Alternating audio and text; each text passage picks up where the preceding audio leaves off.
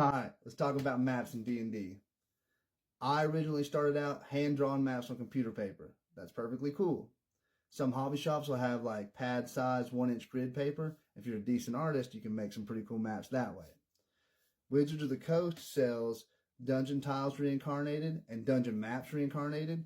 One is segmented tiles that you can rearrange in a bunch of different ways, and the other is like poster-sized maps from old adventures. There's a lot of neat maps in there, and you can get a lot of use out of that.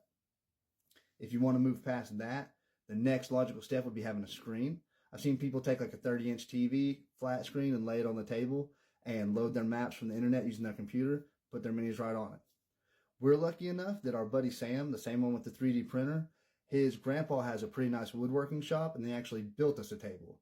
And our friend Patrick's parents were downsizing, and they had an extra TV. So we ended up with a table with a TV in it without having to invest too much money.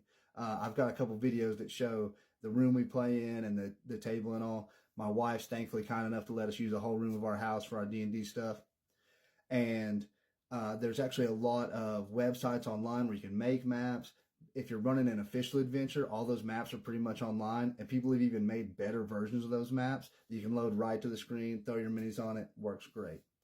We have experimented with 3D printing terrain. You do have to paint it. It's super cool, but once you use it a few times, it's going to get repetitive. So like for big moments, I might use it, but for versatility, the screen is the way to go. And there's also a company called Dwarven Forge that makes big, nice sets of 3D terrain that are segmented and you can rearrange them, but they're super expensive. And again, I think it would get old after a while rearranging the same pieces. So for versatility, usefulness, and just overall, workability, I think that the screen is the way to go. And those are pretty much your options for maps in D&D.